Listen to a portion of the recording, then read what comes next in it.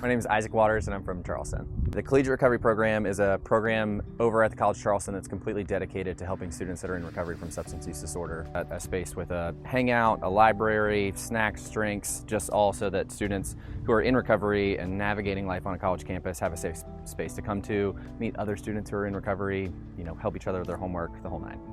I got sober before I actually went to college, and so I was 19 years old when I got sober, and I didn't really think that college was really an option for me because navigating that just seemed like too big of a burden to bear. I didn't want to leave Charleston, and I had a really great support network here, and we just decided to start the Collegiate Recovery Program here. So, selfishly, I didn't have to move, and I could find the support that I needed to navigate life on campus, because I knew that I was going to have a pretty non-traditional college experience. I struggled with substance use disorder from 15 to 19. I've been in long-term recovery since January 28th of 2013. And I think at the core of it, we talk about mental health and substance use used to kind of be separate, especially in the treatment industry or whatever it was. And I think the more that we begin to combine them, the more that we see the crossover and the overlap. And when I did get sober this time and moved back to Charleston, I built an amazing young in recovery community that were out doing cool things, that were focused on their wellness, that were traveling across the country for concerts, and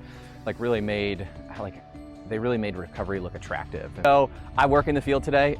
I didn't start working in mental health and recovery until I was 8 years in. And so I'm really glad that I went to college, did the whole experience not knowing what I was gonna do. And now the work that I do is so unique because I get to come in and build treatment plans for people. I get to kind of point them in the direction of the resources that they're gonna need for their own recovery.